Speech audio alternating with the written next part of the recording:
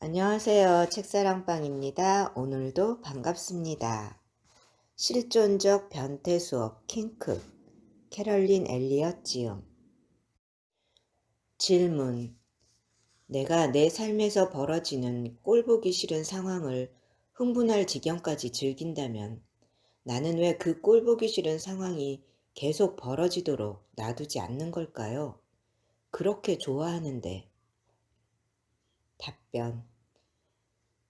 당신이 이 상황을 계속 유지하겠다고 결정한다면 분명 그렇게 할 수 있습니다. 혹은 지금까지 그 상황을 증오하고 분노하는 데 썼던 모든 에너지를 새로운 모험을 창조하는 데 투입하겠다고 결정할 수도 있겠죠.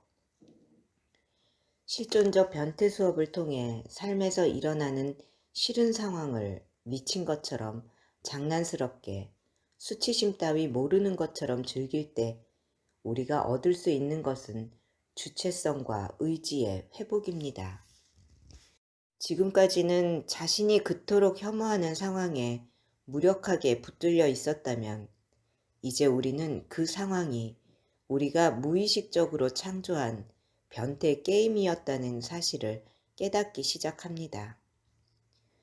지금까지 무의식적이었던 창조의 과정을 의식적으로 자각하고 크게 기뻐하며 수용할 수 있을 때 우리는 꼴보기 싫은 상황에 동일시하는 것을 그만둡니다. 그 상황이 우리를 규정짓는 것 같은 느낌을 내려놓을 수 있게 됩니다. 이 점은 굉장히 중요합니다. 인간이 무엇보다도 더욱 극렬하게 방어하는 건 본인의 정체성이니까요. 실존적 변태 명상을 하면 이 간단한 방어의 아래쪽을 파고들어 상황을 더 나은 방향으로 돌릴 수 있습니다. 아시겠지만 우리가 어떤 문제로 괴로워할 때 우리를 진짜 괴롭히는 건 문제 그 자체가 주는 직접적인 고통보다는 머릿속에서 맴도는 나는 최악이야. 나는 완전 실패했어. 나는 이래도 싸. 내가 이래서 돈을 더 못 벌고 행복한 사랑을 하지 못하고 내 몸에 만족하지 못하고 창조력을 제대로 발휘하지 못하는 거야. 와 같은 이야기들입니다. 실존적 변태 연습을 하다 보면 나에게는 불쾌한 상황이 벌어져도 싸다는 머릿속 이야기가 완전히 틀린 말이라는 사실을 알아차리게 됩니다. 마땅히 겪어야 하기 때문에 일어나는 일은 세상에 없습니다. 모든 일은 당신이 어느 수준에서든 그것을 즐기기 때문에 일어납니다. 우주는 가치의 대차대조표가 아닙니다. 우주는 예술작품입니다. 물질화는 도덕적 기준에 맞춰 일어나는 게 아닙니다. 그것은 미학적 사건입니다. 당신이 자신의 문제에 대해 어떤 활기차고 재미있고 기이한 즐거움을 느낄 수 있게 된다면 고통의 감각은 여전히 존재할지 몰라도 당신은 더 이상 나는 그래도 싸다는 생각으로 괴롭지 않고 그것에 매이지도 않게 됩니다. 당신이 인생의 그 장면을 음울한 엔터테인먼트로 은밀하게 만들었다는 사실이 선명하게 보이기 때문입니다. 그러면 당신은 자유로운 마음으로 당신의 예술성 짙은 비극을 온전히 의식적으로 만끽한 뒤 당신의 인생을 달콤한 코미디로 바꾸면 됩니다.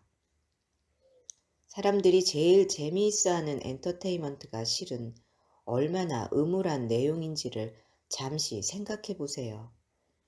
가령 제가 이 책을 쓰고 있는 시간을 기준으로 가장 인기 있는 TV 시리즈 중 두 개가 바로 왕자의 게임과 워킹 데드입니다.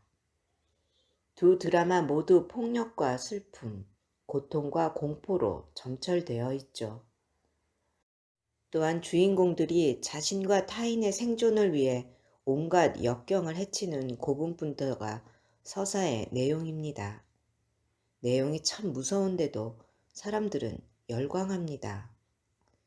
인간이 음울한 고통과 공포를 유흥거리로 이토록 즐기는 현실을 생각해보면 우리가 삶에서 고통스럽고 공포스러운 상황을 무의식적으로 창조하는 게 아주 약간은 가능하다고 생각되지 않나요? 우리가 그런 상황에 부딪혀도 싸서가 아니라, 또는 우리가 실패자나 낙오자라서가 아니라 절로 손톱을 물어뜯는 그 상황의 긴박함에 끌리기 때문이라면요.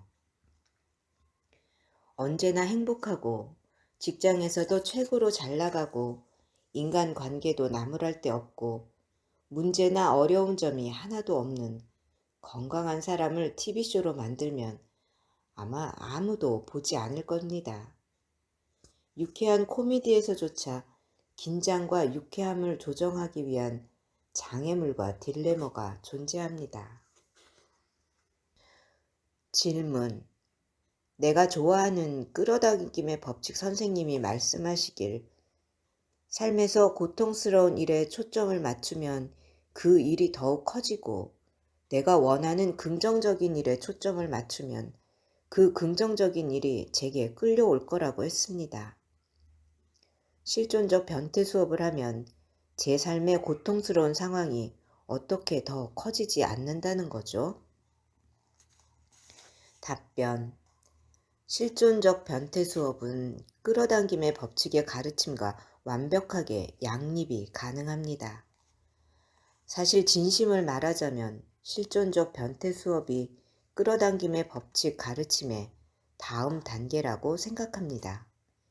이유는 이렇습니다. 저는 끌어당김의 법칙을 따르는 사람들이 말하는 우리는 진동하는 존재로서 이 진동에 따라 자신의 정서적 에너지에 맞는 상황을 끌어당긴다는 말이 전적으로 옳다고 생각합니다. 당신이 습관적으로 불행해하고 자기 연민에 빠지는 사람이라면 불행과 자기 연민을 느낄 만한 일이 점점 더 많이 눈에 띌 가능성이 아주 많습니다. 반대로 당신이 열정적이고 매사 감사함을 느끼는 사람이라면 열정과 감사함을 느낄 만한 일이 점점 더 많이 눈에 띌 가능성이 상당히 많죠. 그래서 저는 저 말에 완벽하게 동의합니다. 제 경험과 관찰을 통해 그게 정말 사실임을 알게 되었기 때문입니다. 하지만 저는 동시에 끌어당김의 법칙에서 주로 가르치는 진동수를 높이는 실천 방법들 상당수가 감정이나 심리에 영향을 끼치는 시간이 너무 짧아서 장기적인 변화를 만들어내는 데는 사실 별 도움이 안 된다고 생각했습니다. 예를 하나 들어보겠습니다. 몇 년 전 저는 불행과 자기 연민에 푹 빠져있는 사람이었습니다.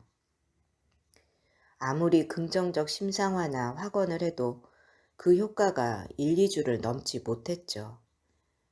결국 저는 자기 연민과 불행을 느낄 만한 일들을 계속 끌어오고 있었습니다. 게다가 거슬리는 일은 그냥 무시하라는 끌어당김의 법칙의 일반적인 조언이 제게는 언제나 불가능한 일처럼 보였습니다. 그건 진짜 이상한 부정같이 느껴졌거든요. 통장 잔고가 마이너스 $50인 상황에서 내가 부자라고 확언을 하라니, 렌트비로 낼 현금이 바이브레이셔널 에스크로에 있었다는 내 주장을 집주인은 과연 받아줄 것인가? 전기회사와 상수도 회사는 내가 두둑한 수표를 받는 모습을 기가 막히게 심상화한다는 사실을 조금이라도 신경 쓸 것인가? 아니, 당연히 아닙니다. 그래서 저는 끌어당김의 법칙의 이 방법이 언제나 부정직하고 불만족스럽다고 생각했습니다. 반면 실존적 변태 수업은 별난 부정 대신 심오한 자기 정직성에 기대어 감정의 진동수를 깊은 차원에서 영원히 바꿔놓습니다. 당신이 삶의 싫은 상황에 대해 명상을 하고 있는데 그 상황이 얼마나 끔찍하고 말도 안 되는지, 그런 상황을 겪어야 하는 자신의 처지가 얼마나 형편없는지에만 초점을 맞춘다면 그렇습니다.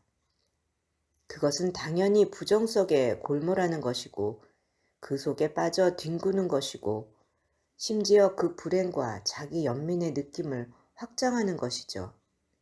그런 건 노 땡큐입니다.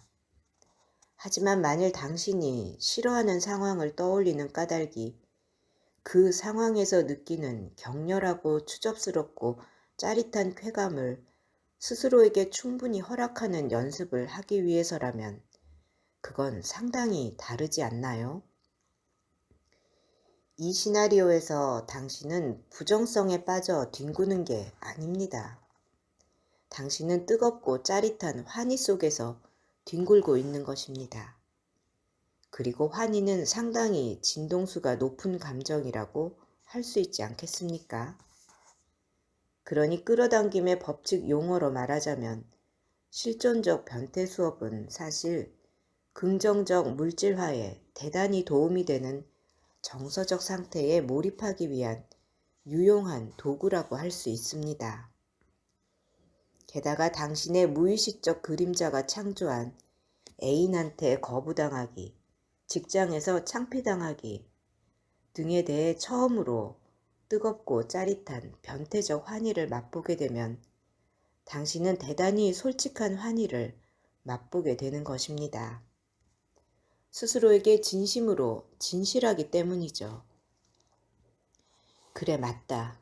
내가 이걸 만들었다. 그래, 맞다.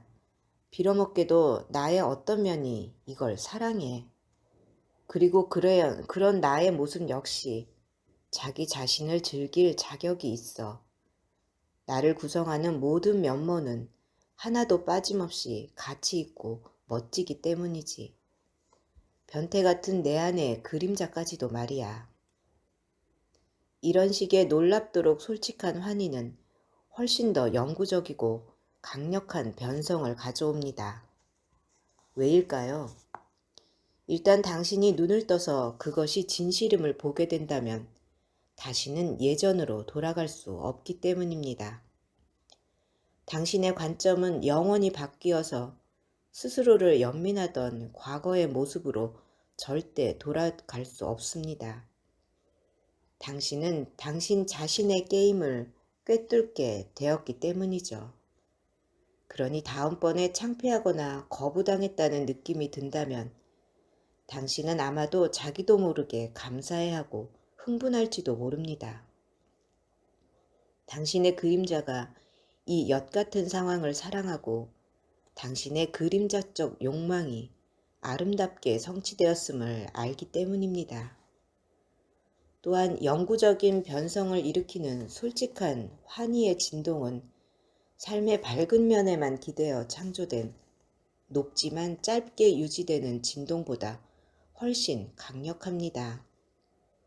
해맑기만 한 밝음에서 나오는 높은 진동수는 냉혹한 현실을 피하지 못하고 맞닥뜨리는 순간 바로 산산조각 날 수 있습니다. 그러니 실존적 변태 수업은 끌어당김의 법칙의 일반적인 접근법과는 다릅니다. 실존적 변태 수업은 그러한 냉혹한 현실을 무시하거나 부정하지 말라고 말합니다. 그 속으로 뛰어들어 가학, 피학적 기쁨을 뻔뻔하게 느끼라고 말합니다. 무엇이 되었든 눈치 보지 말고 즐기고 기이한 부정과 거짓 행복 대신 솔직하게 행복해지라고 말합니다. 그렇게 솔직하게 행복을 즐기다 보면 이전에는 전혀 보이지 않던 놀라운 해결책과 기회들이 보이기 시작할 것입니다. 그리고 이렇게 행복을 탐닉할 때 삶에서 창조하고 싶은 새로운 것들을 심상화해 보세요. 자신의 변태성을 솔직하게 인정한 뒤에는 심상화도 훨씬 더 잘 될 겁니다. 실존적 변태 수업에 들어가기 전 내가 제일 하기 좋아하는 준비 운동이자 기분이 좋지 않아서 실존적 변태 수업을 할 준비가 되어 있지 않을 때 내가 주로 하는 연습은 바로 탐구다. 탐구는 자기 자신의 인식에 의문을 제기하는 질문을 던지고 내면에서 답을 찾는 숙고 과정이다. 앞서 보았듯이 인간의 인식은 무의식과 문화적 환경에 의해 조건화되고 있어 대단히 의심스럽기 때문에 질문하는 습관을 들이는 것이 좋다. 어떤 종류의 탐구를 하든 일반적인 조언을 하나 하자면 당신이 진실이라고 믿고 알고 있는 모든 것을 잠시 내려놓고 뱃속까지 열린 마음으로 그저 조사해 보겠다는 의지를 갖고 연습하길 바란다. 탐구를 하다 보면 진실한 진술이나 명제는 몸에서 느껴지는 반응이 거짓된 진술과는 다르다는 사실을 깨닫게 될 것이다. 진실한 진술은 따뜻하고 부드럽고 확정되고 공명하며 가슴이 열리는 듯한 느낌을 준다. 반면 거짓된 진술은 꽉 조이고 무겁고 힘이 빠지고 수축되는 느낌을 준다. 가령 작업을 할 때 판단이 적고 스스로에게 이게 진실인가? 라고 물었을 때 몸에서 조이고 무겁고 힘이 빠지고 수축되는 느낌만이 느껴진다면 이것은 그 판단이 진실이 아니며 불행한 허구임을 알려주는 단서다. 거짓에서 결여된 어떤 부드러운 공명의 울림이 진실에는 있을 때가 많다. 작업을 진행하면서 그 생각이 없다면 나는 어떤 사람인가? 라고 물었는데 몸에서 따뜻하고 부드럽고 확장되고 가슴이 열리는 듯한 느낌이 느껴진다면 그것은 그 생각을 쥐고 있는 것보다 내려놓는 것이 더욱 진실에 가깝다는 사실을 알려주는 단서다. 탐구의 일환으로 스스로에게 질문을 했는데 머릿속이 하얗게 변하는 경우도 많다. 그래도 괜찮다. 가령 나의 경우 옵션 메서드를 할 때 만일 내가 그것에 대해 불행을 느끼지 않는다면 그것이 나에 대해 의미하는 바는 무엇인가? 라는 질문을 던지면 그냥 머릿속이 하얗게 변해버릴 때가 많다. 나는 그게 무엇을 의미하는지 모른다. 하지만 질문을 던지는 행위 자체만으로도 무언가의 불행을 느끼는 건 내가 습관적으로 행하는 미묘한 무의식적 선택이라는 사실임에 환기가 되고 나는 이 미묘한 선택을 의식화하고 바꾸어 결과적으로 내 운명 역시 바꿀 수 있음을 깨닫게 된다.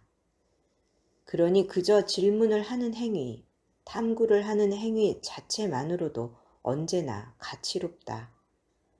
설령 내가 즉시 답을 찾지 못해도 상관없다. 우리의 인식과 반응의 본질에 대해 질문하는 것은 어쩌면 마법사가 휘두를 수 있는 가장 위대한 도구일지도 모른다. 지금까지 무의식의 영역에 있던 것을 의식화하고 관심의 빛을 비추어 주는 것이 바로 질문이기 때문이다. 들어주셔서 감사합니다. 사랑합니다. 축복합니다. 오늘도 제가 당신을 응원합니다.